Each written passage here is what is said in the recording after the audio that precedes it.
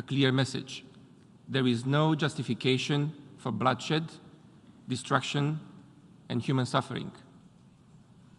We need the full force, determination, and legitimacy of the General Assembly to reaffirm that international law matters, that the Charter matters, and that we stand by the rules put in place for the protection of every single member state of this organization. The upcoming vote on the resolution in front of us, which we must adopt with the largest possible majority, is an opportunity to reaffirm our support for Ukraine and the Ukrainian people, and to call for a comprehensive, just, and lasting peace in Ukraine based on the principles of the UN Charter and international law.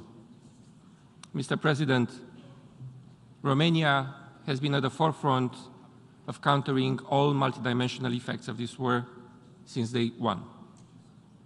Romania is also fully engaged in international efforts to end Russia's impunity. We are also a strong supporter of the efforts to seek accountability for all crimes committed in Ukraine.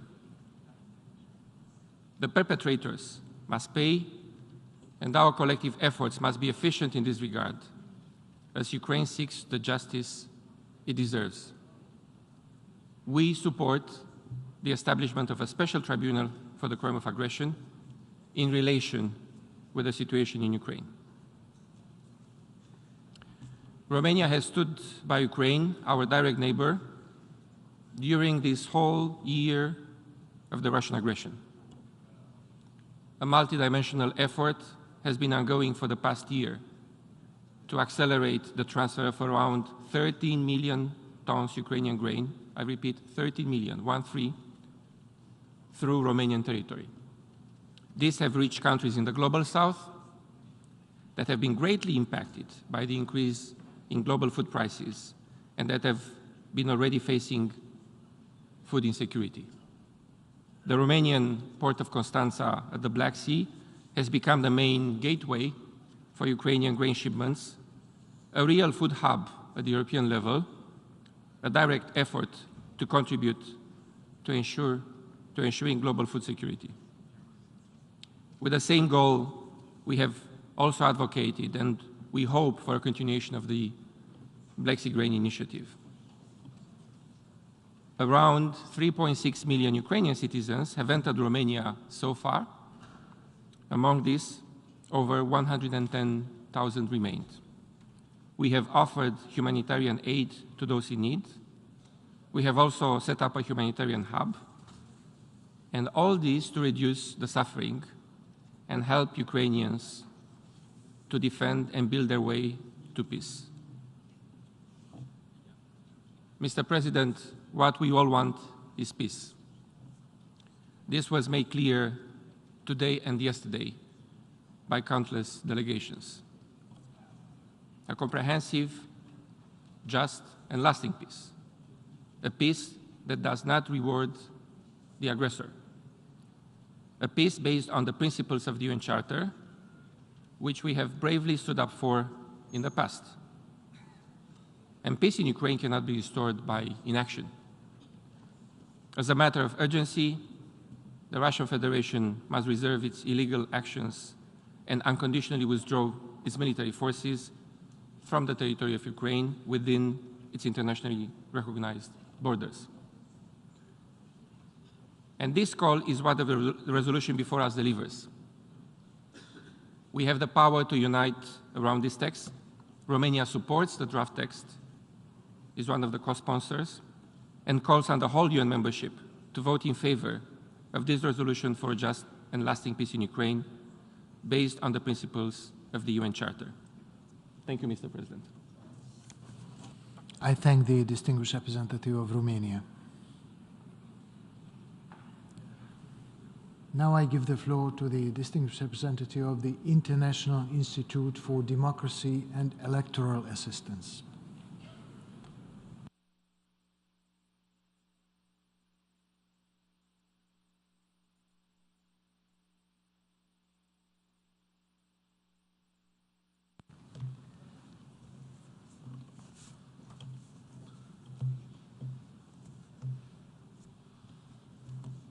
Mr. President, Excellencies, it has been 1 year since the Russian Federation launched its illegal war against Ukraine. 1 year of aggression, of war crimes, of crimes against humanity. 1 year of brutality against the basic principles of the UN Charter, against the promise of democratic rights and freedoms, against the international rules-based order, and respect for the sovereign equality of all member states. 1 year of death, displacement, and devastation occurring each day in territories invaded by Russia and rebuilt in areas recovered by Ukraine. International IDEA reiterates its condemnation of Russia's illegitimate and immoral war against Ukraine and urges the immediate and unequivocal withdrawal of all Russian military forces from Ukrainian territory.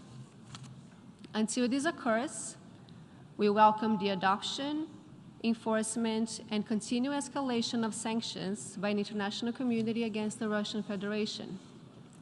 Ultimately, the responsibility of the Russian Federation must be addressed in accordance with General Assembly Resolution 60/147 and Universal Declaration of Human Rights.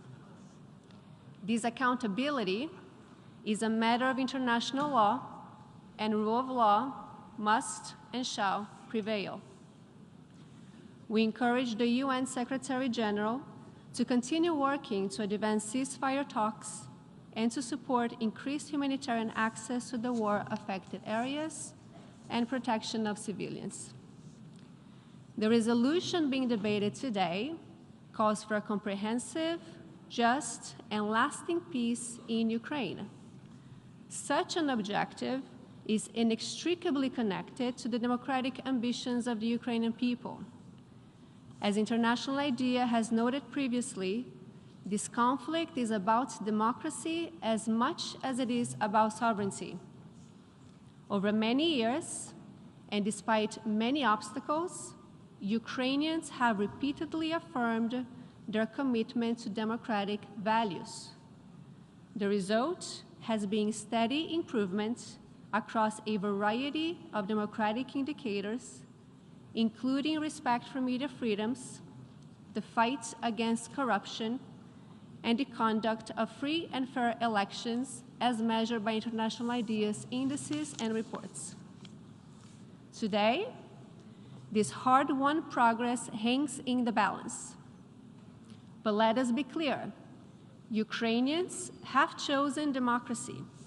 Thus, a comprehensive, just, and lasting peace in Ukraine must be a democratic peace determined by and for Ukrainians. Support from the international community should reflect this democratic imperative. Among the needs of a post-war Ukraine, democracy support and the defense of human rights will be crucial. Excellencies, the outcome of this institutional process will reverberate far beyond Ukraine. It is a test of the defense and rebuilding of inclusive and sustainable democracy as a guarantor of rights for both people and nations. In this effort, we should not lose sight of the need to enable a path for democracy to return to Russia as well, as part of securing a lasting and regional and global peace.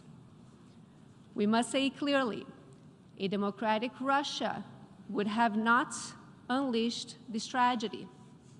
Advancing democracy is the single best way to build and guarantee global peace.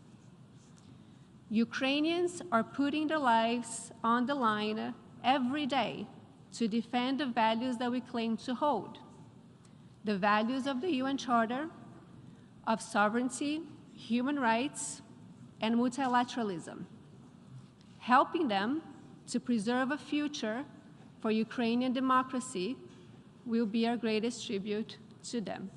I thank you. I thank the distinguished representative of the International Institute for Democracy and Electoral Assistance.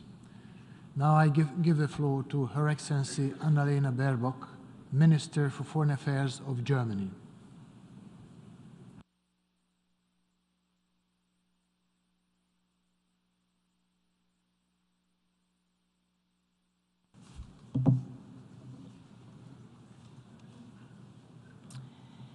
Esteemed colleagues, 45 seconds.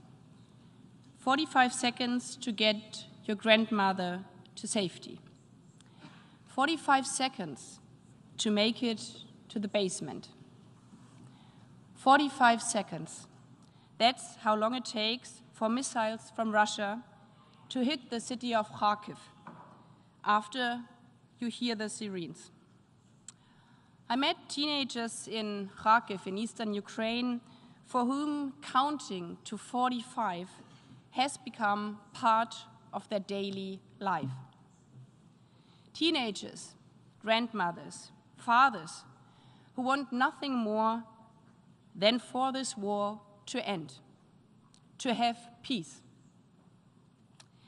Russia's war of aggression has not only brought terrible suffering to the people of Ukraine. This war has opened gaping wounds across the world. Families on all continents who cannot make ends meet because of rising food and energy prices. I think all of them and most of us here agree on one simple thing. We want the suffering to stop in Ukraine and worldwide. We want this war to end. We want peace. And the good thing is, we do have a peace plan right here in front of us. It's called the Charter of the United Nations. Its principles, which apply to every state, are very simple. Sovereign equality, territorial integrity, and the non-use of force. That's why the road to peace is also very clear. Russia must withdraw its troops from Ukraine. Russia must stop the bombing. Russia must return to the UN Charter. Each and every one of us here today has an opportunity to contribute to this peace plan by telling the aggressor to stop, by making clear that it's not peace if an aggressor tells its victim to simply give up, that it's not peace if an aggressor is rewarded for its ruthless violence. This would run counter to the very essence of our United Nations Charter. It would not mean peace, but more violence. That's why we are supporting Ukraine in its right to defend itself as enshrined in Article 51 of the UN Charter. I've heard also today some of you who said that by arming Ukraine, we are adding fuel to the fire. Let me ask you honestly, why on earth would we do that?